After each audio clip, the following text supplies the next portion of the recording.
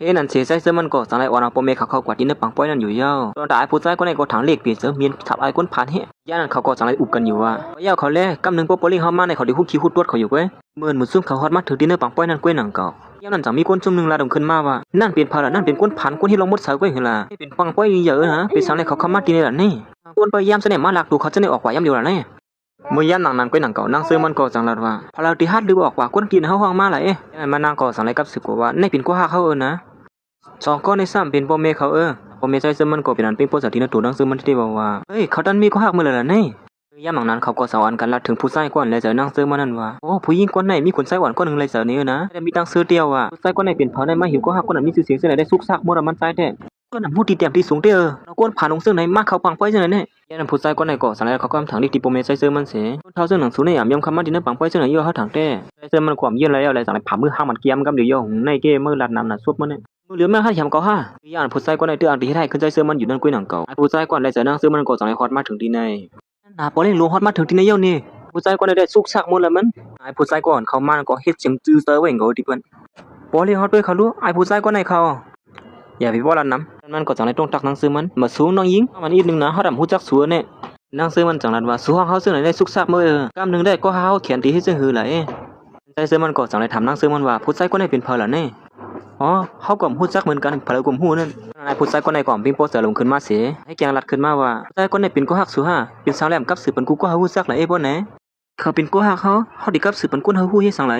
เพราะว่าแต้มกับสืบแต้มว่าโย่ดีไอเปิ้นแหลมฮัดกับสืบเก้นั่นเจ้าว่าก้นเจ้านั้นตีฮัดกับสืบในเปิ้นเฮาฮู้ก่อมเซอย้ายเปิ้นต่างย้อนเขาหน้าย่านนั้นเขาก็อ่อนกันรัดข้อความทางเลขที่1ใส่เซิงมันนั่นว่าดูก็ฮักสุนั้นเหตุการณ์ที่แล้วก็ฮู้เหตุการณ์ลงมุดเสาที่แล้วก็มาก็เต็มฮู้นั่นหน้าตาของแหว่าได้ก้นเจ้านั้นเขาในปอดกินผู้หญิงเก้นั่นไอ้ผู้ชายก่อนเลยจะนั่งเซิงมันนั่นก็สังรัดขึ้นมาว่าว่าได้สุยไปคิดเกี่ยงกว่าคนต่างก็เสียมาเฮ็ดคิดเฮาเซิงในอยู่ล่ะเฮ็ดเซิงในย้อนเพื่อทัดสังเสริญเฮาสองเสือหือเขาทำต้นร่วมมันให้พอเฮาบ่บ่ของเขาเหลียวเมื่อกี้นั่นเฮาฮู้อยู่นะเมื่อไรปีป่นมานั่นเฮาก็เหตุการณ์นอกเมืองแหละปล่อยไว้สุดีในแหละสุดีจะลามสิเฮ็ดเซิงในกูเอ็มเสือหือนางเซิงมันก็สังเกตว่าสมาสุดีอยู่ที่เราอยู่นอกเมืองเมืองก็เย้าห้อมเลยเจอสุยอีตัวไอ้ไอ้ซึ่งคือก็เย้าในเกี่ยวกับเฮาเลยตั้งสูในมันตื้นกับไก่กันมาสิมื้อติจ้าเพิ่นว่าฉะนั้นมันนางก็สังไรมันนี่ใส่ซึ่งมันนั่นว่ามันเย้าเฮาเลยตั้งเขามีลองกับไก่นี่สังนะสูของซอยอยู่เย้าก็ซึ่งหนังเขานั่นที่มากับไก่สังกันตั้งสูไหลไอ้ก็กะวันมันได้มันเจอดินตัวน่ะป่นตีไว้สูเป็นพาคัดมาแล้วก็ความสนิทที่เฮา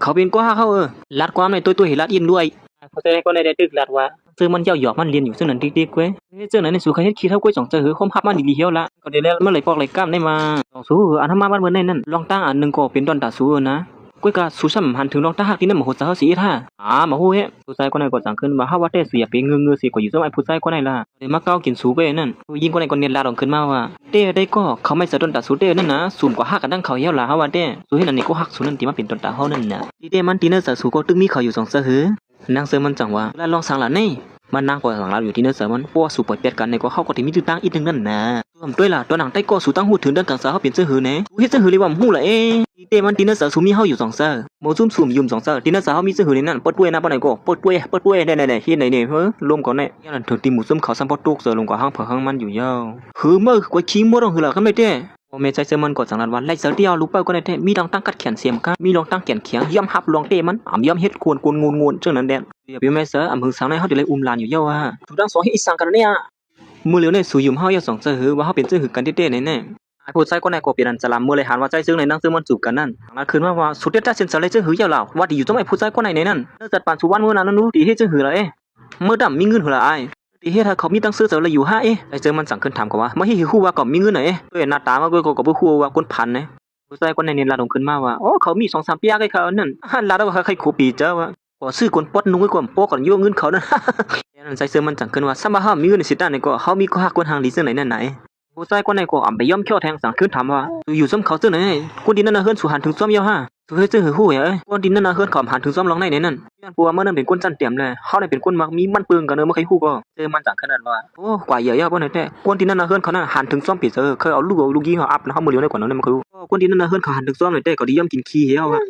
แต่เจอมันก็สั่งขึ้นว่าอันนั้นได้สุราทางก้อยสุเกนี่นะเขาหันถึงซ้อมไหนเมื่อได้ออกกว่าที่เนื้อสัตว์ปานเขาเมื่อเดียมเลยซุกมายุ่งซ้อมสัตว์ปานเขาเจ้าในเที่ยงเสียนั่นก็เลยออกกว่าที่เนื้อเวียงในกำเหลียวอย่าไปเข้ามาที่เนื้อเวียงในเที่ยงไล่กว่าสร้างได้มีลองหยาบสร้างควนทรายลงตัวทรายคนในคนในลาติโพเล่งเขาว่าเนี่ยค่ะโพเล่งเขาเลยตั้งยายเขานั่นเป็นกล้วยกันกล้วยซื้อเสียว่าเขาสองก็เป็นได้ก็กันเขาในข่าวเขาเฮ็ดนอกข่อยเขาจึงเมื่อแล้วเพิ่นกว่านั้นแน่กล้ามแถมเขาหยุดด่าสีในว่าเขาว่าเนี่ย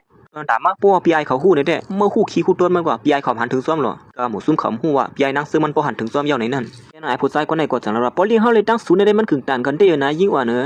เอาปอลี่เฮาให้ล่ะแต่ซื้อมันจังว่าเอ้ยว่าอย่างนั้นเมื่อไหร่วันเฮาคนมาในเฮาหันทุกๆซ้อมเก่าเขายืมจะหืออีสางไว้ในมหัดเก่าก็หักเขาในห้ามเจ้านั้นข้าน้ำเจ้าละลากันไอ้นั่นลาลิวากี้เขาอีเต้มันเมื่อไหร่วันป่วนมานั่นตวนแล้วได้กว่าเขาต้วงไอ้ผู้ชายคนไหนเก่านั่งซื้อมันนั่นขนาดไหนได้กว่าเขาคนเรียบติดต้วงเขาอยู่เนาะผู้ชายคนไหนก็จังไรเอ๊ะด่ามันใจซื้อมันแห่งกันหนึ่งไม่อย่าไปมัดตามกลางพิษบนเจ้าไหนไงก็ผู้อยู่นั้นล็อกไล่ลิงมันนี่นำแล้วเนี่ยไอ้มาเนาะหมอข้าว่าได้อย่าไปซุ่มเขาย้ำน้ำไอ้ผู้ชายคนไหนห้องปีไอเขามาเหี้ยละข้าว่าได้แต่ผู้หญิงคนไหนสองบนอยู่ที่นั่นเสมันบอกห้องปีไอเขามากกว่าจังดิช่วยฉันเลยเขาโป้ใหญ่ใจกันไหนยังหมอคนซื้อในกดจังหวัดกันว่าไอ้ผู้ชายคนไหนฮัตเต้เนาะมาหิมกันน้องก็ฮักโปลิงหลวงคนไหนแล้วว่าคนพูดกี่เดียมตีสูงเต้ลงมือย่ำหนังนั้นก้อยหนังเก่าปีไอนั่งเสื้อมันกดสังไรฮอดมาถึงทีใน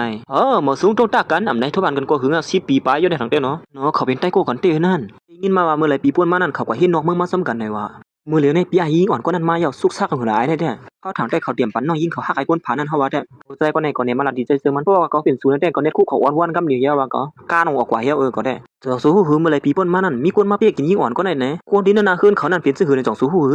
มันเป็นซื่อหือข้าล่ะคุณใจอ่อนในคับคือมันเขาสิเขาจะบ่มหันนวมตัวมือเหลียวในในนะกูจะหนังศูนย์ในแค่หนาว่านางว่าคืออีว่าคือเยานั่นอยู่ซ้ำเขาซึ่งไหนอย่าว่ามหันนาละมหันเมืองกวนก่อนเนื้อไม่เคยฮู้นายผู้ชายกวนไรเสือนั่งซื้อมันนั่นก็สังละทีบีไอนั่งซื้อมันว่าเขามีลองตัดที่รัดในซัวนะลองอีสังละรัดมามือเหลียวนี่แหละสู้หือมีผู้ชายคนหนึ่งใครมาอยู่ซ้ำน้องยิงสู้แค่เอาน้องยิงสู้เฮ็ดเป็นเมียมันเนี่ยว่ะผู้ชายคนนั้นต้องสู้ในวันเป็นเผาเนี่ยบีไอนั่งซื้อมันก่อนไปหันใจซื้อมันในจากนั้นว่าพาฮัดมาอยู่ซ้ำน้องยิงก็ซึ่งไหนก็ฮู้ก้ก่อนมั้งก็ห้ามมันดีๆด้วยเป็นไอผู้ชายคนนั้นเขาต้องตักมาสูงค่าพี่ไอเป็นซื้อพ่องพี่ไอนั่งซื้อมันก็สั่งไรไปเขามาหาใจซื้อมันเสียพี่ไอค่ะเขาจะในวัดดีค่าเขาว่าค้าเนี่ยได้ล่วงในเขาว่าเนี่ยผู้ชายคนไหนก็ไปคู่กับสะดามมันสั่งไรมาพี่ไอนั่งซื้อมันว่าไอผู้ชายคนไหนเขามาอยู่จมน้องยิงสูนั่นค่ะนะ